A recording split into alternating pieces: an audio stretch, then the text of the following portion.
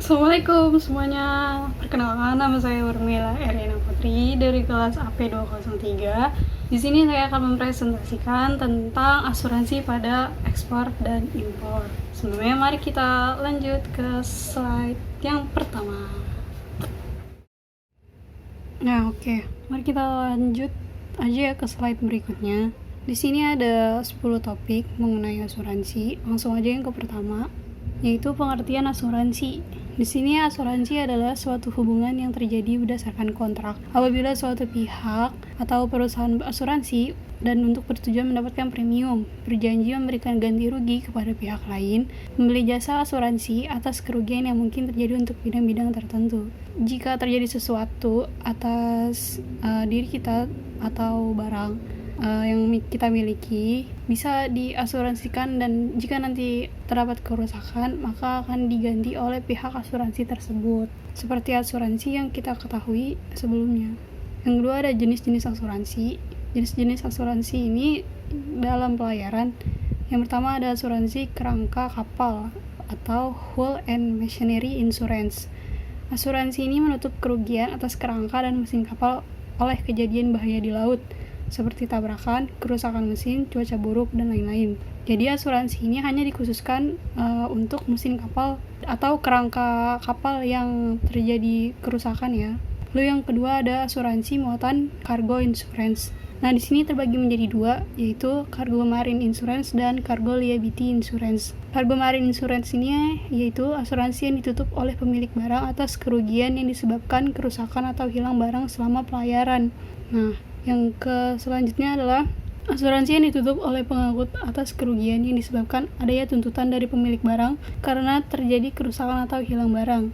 Pihak pengangkut telah menjadi anggota P&I Club. Jadi yang cargo liability ini dia harus menjadi anggota terlebih dahulu, baru dia bisa ikut asuransi ini, dan jika terjadi kerusakan atau hilang barang maka akan diganti. Beda dengan yang cargo marine insurance. Lalu yang selanjutnya ada jenis asuransi dalam pengangkutan barang. Di sini asuransi pengangkutan barang dan asuransi perdagangan. Asuransi perdagangan pengangkutan barang ini adalah asuransi yang menjamin kerusakan barang yang diangkut dari satu tempat ke tempat lain dengan alat angkut darat, laut, atau udara terhadap risiko terjadi selama pengangkutan barang. Nah, ini sama sih sama yang seperti yang tadi. Cuman di sini tuh lebih lengkap karena ada keterangan alat angkut darat, yaitu truk kereta, laut, kapal, atau udara, pesawat udara. Nah ini. Dan dengan kecelakaan alat angkut seperti terdampar, tenggelam, terbalik, atau tabrakan. Kegiatan bongkar muat di pelabuhan darurat, kebakaran, sambaran petir, gempa bumi, letusan gunung berapi, pembuangan barang ke laut atau jettison, dan penyebab-penyebab lainnya. Nah, yang asuransi perdagangan ini asuransi yang memberikan ganti rugi kepada tertanggung, penjual bank, institusi keuangan non-bank, atau INKB. Sebenarnya ini sama semua ya. Yang namanya asuransi pasti dia menjamin ganti atau kerusakan, entah itu dengan barang yang rusak atau hilang, ataupun uang. Sini juga ada asuransi kredit, asuransi penjaminan, asuransi aneka, miscellaneous insurance.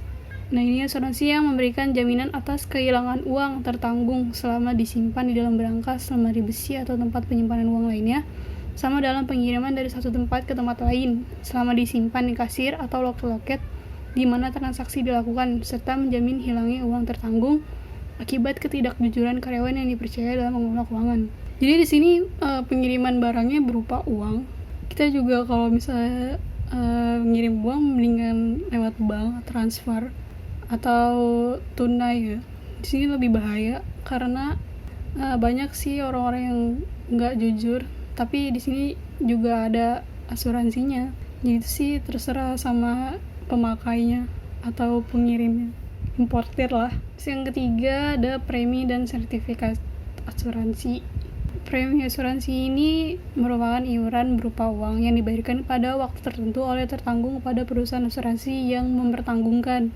Di sini dia juga ada penyelesaian klaimnya. Klaim dari pihak yang diasuransikan harus dilengkapi dengan dokumen pendukung. Dengan cara ini, perusahaan asuransi dapat menentukan jumlah kompensasi kerugian yang dibayar. Jadi, sebelum kita mendapatkan uang, terlebih dahulu kita harus melengkapi dokumen-dokumen pendukung yang diberikan oleh pihak asuransinya. Dan pihak yang diasuransikan juga harus mengetahui tiap perbaikan atau penggantian dan diketahui oleh pihak asuransi. Sertifikat asuransi di sini ialah kontrak tertulis antara perusahaan asuransi dengan pihak yang dijamin yang memuat persyaratan dan ketentuan perjanjian. Sertifikat akan ditandatangani oleh yang diasuransikan sebelum dikirim ke perusahaan asuransi. Di sini sertifikat saya belum tahu bentuknya kayak apa, tapi mungkin kayak yang biasanya sertifikat kayak berupa jaminan gitu atau kwitansi bisa jadi. Lalu yang selanjutnya ada pembayaran ganti rugi. Di sini ada beberapa beberapa kayak klaim gitu untuk kapal yang dibayar oleh asuransi dan PNI Club. Yang kedua, untuk muatan dibayar oleh asuransi dari pemilik muatan. Bila kesalahan dari pemilik kapal, maka dibayar oleh PNI dan klubnya. Untuk ABK atau Stiff-Dove dan penumpang serta buruh bongkar muat dibayar oleh PNI klub dari pemilik kapal. Selanjutnya ada pembagian presentasi biaya. Di sini presentasi biayanya adalah pertanggungan muatan 38%, pertanggungan ABK anak buah kapal atau awak buah kapal 30,4%, perusahaan pada objek 9,5%, polusi minyak 7%, pertanggungan Stiff-Dove 5%, seperempat tabrakan kapal 4%, menyingkirkan kapal tenggelam 2%, dan lain-lain 3,6%. Jadi ini pembagian biaya ketika nanti kita melakukan asuransi. Yang keempat adalah permintaan asuransi. Permintaan asuransi ini dilakukan oleh penyewa kapal dan pemilik barang dan peralatan navigasi. Di sini yang pertama oleh penyewa kapal, tergantung dari persyaratan, penyewa dapat terkena resiko dan tanggung jawab seperti pemilik kapal. Penyewa tidak akan dikenakan tanggung jawab pelanggaran tetapi dapat dikenakan klaim muatan. Penyewa dapat mengasuransikan terhadap asuransi H&M untuk mencegah kemungkinan klaim jika muatan bergeser dan merusak kapal penyewa. Yang kedua ada oleh pemilik barang. Barang yang dimuat siapapun pemiliknya lebih baik mengasuransikan terhadap kehilangan atau kerusakan barangnya. Ini saya sangat setuju dengan pernyataan seperti ini, karena jika kita tidak ingin barang kita rusak, maka kita harus mengasuransikannya. Jika berstatus CIF, maka penjual yang menutup asuransinya, dan jika FOB, maka pembeli yang menutupnya. Penutupan berupa free of particular average, with average, or with particular average, and or risk. Selanjutnya ada 5 penutupan asuransi. Di sini ada hull and machinery, H&M singkatannya.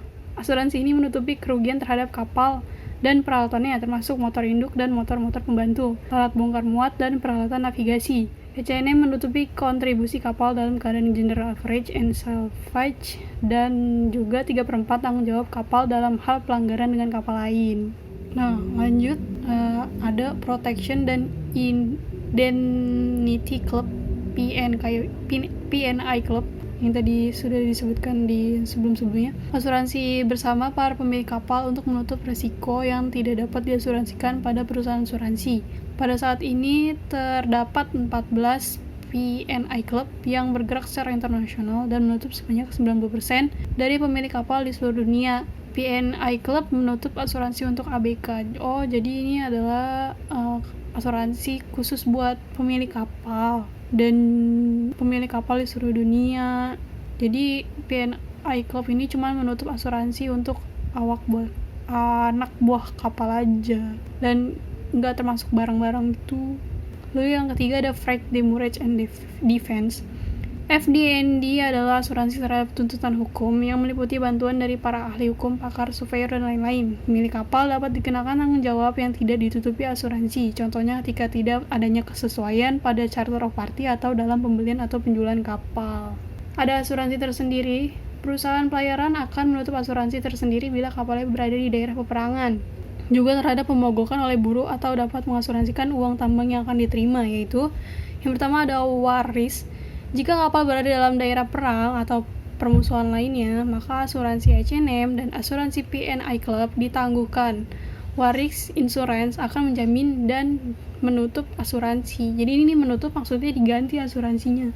Lalu yang kedua ada strike insurance. Pemogokan yang dilakukan oleh buruh pelabuhan, perwira, dan ABK dapat mengganggu operasi dari kapal. Strike insurance adalah asuransi untuk menutupi kerugian disebabkan oleh pemogokan. Oh, jadi kalau misalnya ABK-nya atau pokoknya kayak karyawan kapal ini melakukan pemogokan, maka asuransi inilah yang akan menangguhkan. Lalu yang ketiga ada loss of hire, kapal yang tidak dapat menarik uang sewa karena suatu hal. Sini saya tidak tahu suatu halnya kenapa, karena minimnya informasi dari buku yang saya baca. Yang keenam adalah penggantian kerugian asuransi. Hal penting yang harus diketahui adalah bahwa kapal maupun P&I Club tidak bertindak sebagai cargo insurance dan P&I Club tidak menawarkan cargo insurance terhadap pemilik kapal. Pemilik kapal yang baik akan mengasuransikan barangnya pada perusahaan asuransi muatan atau cargo underwriter. Bila menggunakan cargo underwriter, pemilik tidak akan bersusah payah menuntut ganti rugi terhadap pengangkut karena klaimnya diajukan kepada badan yang bertindak sebagai cargo underwriter dan akan ganti rugi yang dialami pemilik.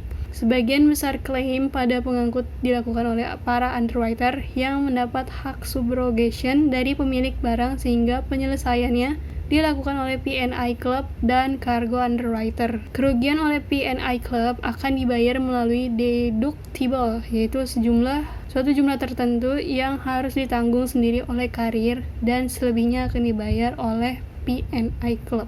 Yang ketujuh adalah resiko yang tidak tertutup asuransi. Apa sajakah? Yang pertama adalah barang yang kualitasnya jelek dan mudah rusak. Jadi buat apa ya kalau misalnya mudah rusak gitu kalau dia nggak pakai pelindung? Maka barang yang di sini tidak dapat diasuransikan atau tidak diganti uang ataupun barang tersebut. Yang kedua, pembungkusnya yang kurang sempurna. Yang ketiga, kesengajaan dari pihak yang diasuransikan atau kesalahan yang disengaja. Jadi tuh ini kayak sengaja dia barangnya itu nggak bener bungkusnya atau kesengajaan lainnya supaya barangnya ini diganti sama yang baru. Atau dia pun dapat uang dari pihak asuransinya. Terus yang ketiga ada kelambatan atau delay. Yang kelima ada kerusakan alami. Di sini kayak bencana alam mungkin. Lanjut. Yang ke-8 ada tanggap darurat. Tanggap darurat akan dilaksanakan bila terjadi kecelakaan di dalam ataupun dengan kapal dari perusahaan pelayaran dan dengan tujuan agar yang berwenang dapat segera bertindak. Ada 4 jenis keadaan darurat yang dapat terjadi, yaitu kecelakaan kapal di laut. Nah, di sini seperti tubrukan, kandas, kebakaran, tenggelam, dan kapal yang terbalik. Yang kedua, ada kecelakaan yang dialami oleh ABK. Jadi tuh ini khusus kecelakaan yang dialami ABK. Jadi kayak jatuh dan hilang di laut, luka parah dan sakit. Terus yang ketiga ada pencemaran lingkungan laut. Di sini disebabkan oleh minyak atau barang yang berbahaya. Jadi minyaknya mungkin bocor atau gimana, atau barang berbahaya, gas beracun, itu jatuh ke laut. Yang keempat ada persoalan hukum yang dapat mempengaruhi operasi kapal. Menanggapi tanggap darurat, yang penting dilakukan adalah komunikasi antara kapal dan tim darurat di darat yang salah satu anggotanya adalah Designated Person SOR atau di DPA. Yang kesembilan, kompensasi pada awak kapal. P&I Club mempunyai tanggung jawab untuk mengganti kerugian atau kompensasi yang diderita oleh awak kapal pada waktu meninggal dunia, terluka, atau sakit. Di dalamnya termasuk biaya rumah sakit, obat-obatan, serta ongkos penguburan ketika ia sedang berdinas di kapal. Oh, jadi dia mengganti kerugian hanya yang diderita oleh awak buah kapalnya aja. Kayak biaya rumah sakit, obat-obatan, ongkos penguburan gitu ya. Jadi kan kalau misalnya di laut kan pasti dia juga nunggu kapalnya bersandar dong. Mungkin di sekitar perjalanan tersebut dia membutuhkan ongkos penguburan. Kompensasi ini mengganti kerugian atas kehilangan atau rusaknya barang pribadinya. Apabila kapal mengalami musibah atau tenggelam, termasuk pemulangan dirinya karena meninggal, kecelakaan, sakit, atau desesi ketika sedang berdinas di kapal yang ditutup oleh P&I Club tersebut. Jadi ini asuransi mengganti kehilangan atau rusaknya barang pribadi. Lalu yang ke-10 ada istilah asuransi. Sini yang pertama ada general average, adalah kerugian umum, yaitu yang menimpa kapal dan peralatannya serta barang-barangnya, seluruh ataupun sebagian, atau pengrusakan yang dilakukan dengan sengaja dan semua biaya-biaya yang dikeluarkan untuk itu, guna menyelamatkan kapal dari sea perils atau force majeure. kerugian mana akan dibebankan kepada masing-masing pihak sebanding dengan nilai interestnya. Yang kedua ada particular average, adalah suatu pertanggungjawaban yang melekat pada polis asuransi maritim yang berkaitan dengan kerusakan tertentu, kehilangan sebagian tidak disengaja, atau secara langsung diakibatkan oleh resiko yang termasuk dalam cakupan kerugian yang dinyatakan dalam kontrak pembelian asuransi. Jadi di particular average ini dibagi menjadi free of particular average, with average, or with particular average, dan all risk. Bila semua barang yang sampai di tempat tujuan diketahui telah rusak, pembungkusnya atau isinya hilang atau rusak, maka tidak diganti oleh asuransi. Asuransi FPA lebih sesuai untuk muatan curah atau muatan yang tidak dibungkus seperti kayu gelondongan, pipa baja, batangan besi, dan sejenisnya. Jadi ini cuma barang yang tidak dibungkus. Dipakai untuk menyatakan bahwa keduanya sama dan dimaksud dengan average adalah general average dan particular average. ORIS pada umumnya dipakai dalam melakukan muatan umum, general cargo. Meskipun penutupan asuransi ini kelihatan luas, namun asuransi ini tidak menutupi kerugian yang diakibatkan oleh peperangan, pemogokan, huru-hara, dan kegaduhan dalam negeri. Wah, ternyata udah selesai. Gimana nih teman-teman presentasinya? Mungkin ada yang kurang, saya minta maaf. Mungkin sekian dari saya, kurang lebihnya mohon maaf. Assalamualaikum warahmatullahi wabarakatuh. Ya teman-teman, videonya jangan lupa di like, komen, dan subscribe ya. Makasih.